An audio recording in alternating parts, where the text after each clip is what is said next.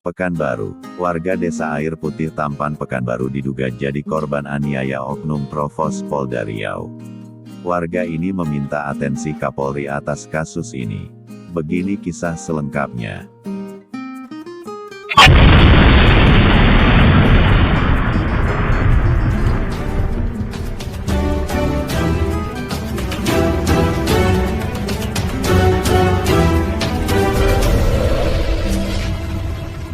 Pekanbaru TVRB, warga desa Air Putih, Kecamatan Tampan, Pekanbaru, Provinsi Riau, Ibu Evi Sitinjak 52 kepada lintastimor.com melalui jaringan selulernya, di Riau, Kamis tanggal 25 November tahun 2021, menuturkan, dirinya menjadi korban kekerasan penganiayaan yang diduga dilakukan oleh oknum Provos dan Propam Polda Riau secara bersama, pada tahun 2018.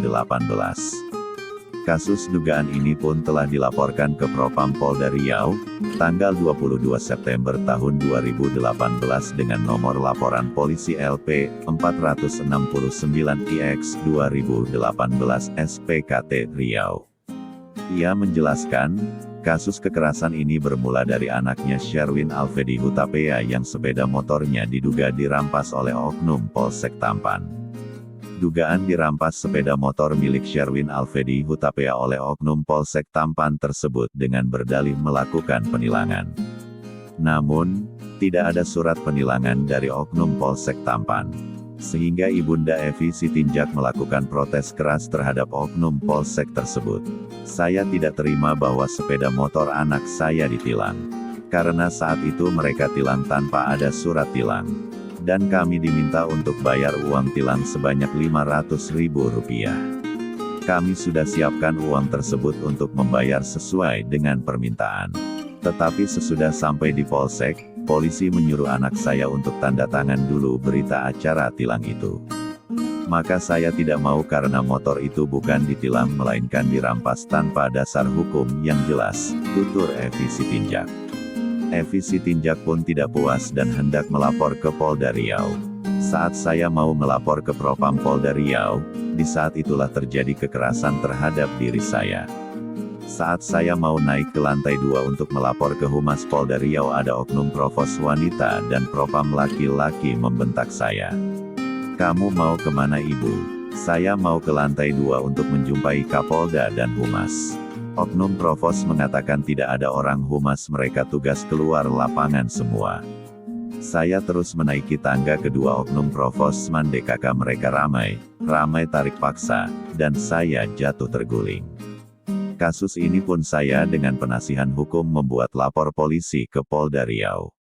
Setelah kami buat laporan beberapa hari kemudian ada surat pemberitahuan tentang laporan yang kami laporkan.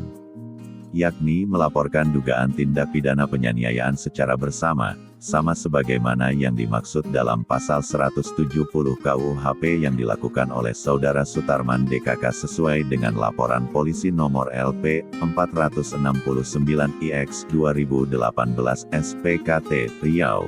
Demikian kutipan dari surat pemberitahuan penyidik Polda Riau. Prosesnya pun terus berjalan. Namun Ibu Evi Sitinjak merasa tidak puas karena di dalam BAP hanya periksa 2 oknum pelaku usaha, sedangkan Provos wanita berapa orang itu tidak diperiksa. Ada apa dengan mereka itu? Saya tidak puas mengapa kasus ini tiba-tiba di SP3 kan tanpa ada pemberitahuan kepada saya. Ada apa dengan semuanya ini?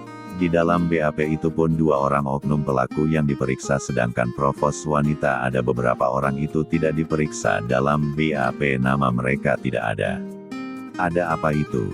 Maka pada kesempatan ini, saya mohon kepada Bapak Kapolri di Jakarta untuk memberikan atensi terhadap kasus yang saya derita ini, pintanya.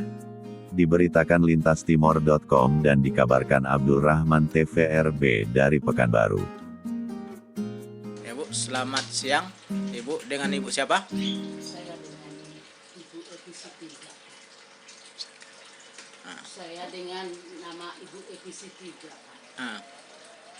Saya ini adalah korban yang diperlakukan oleh pihak Propam ataupun Provos Polda Riau yang terjadi pada tanggal 22 September tahun 2018. Ini bukti laporan saya yang saya laporkan bersama dengan lembaga hukum di Propam di ruang Polda Riau.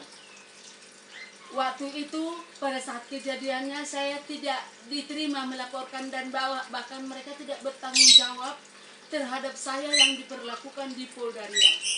Awalnya persoalan itu adalah masalah di Polsek Tampan, di mana Bapak Brigadir Abdul Rahman telah memperlakukan tindak kriminal terhadap anak saya, yaitu perampasan motor tanpa ada surat hilang, tanpa ada pemberitahuan apa-apa kepada saya sebagai orang tua bahwa motor saya dilarikannya atau dirampasnya di tengah jalan. Padahal tidak ada penilangan, tidak ada. Dia tidak ada papan tilang, juga tidak ada itu untuk di situ tidak ada springgas atau tidak ada springgas oleh Bapak Rahman, tapi berani melarikan motor saya tanpa ada pemberitahuan. Jadi ketika kami langsung mencari motor itu dan ada berada di Polsek Tampan, kita minta dengan baik-baik, kita minta dengan penyelesaian, tapi mereka tidak mau.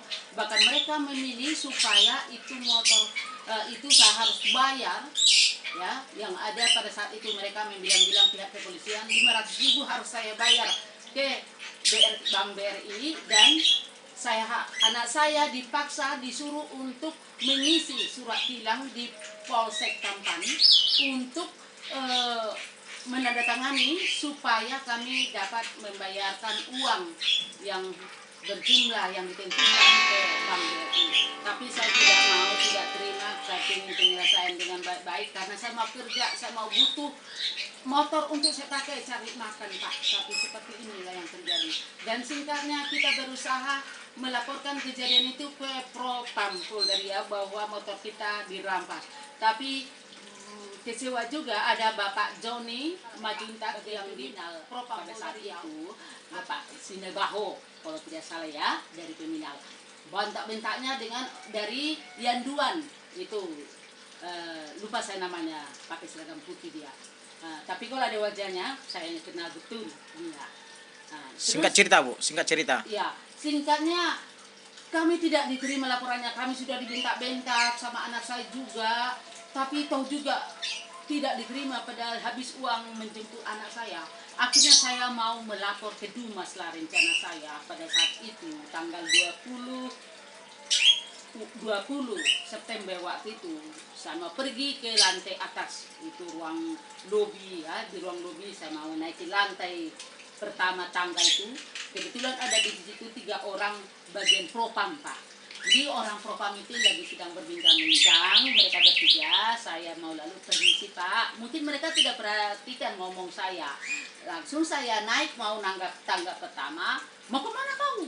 Langsung mengamak itu Bapak Amropean.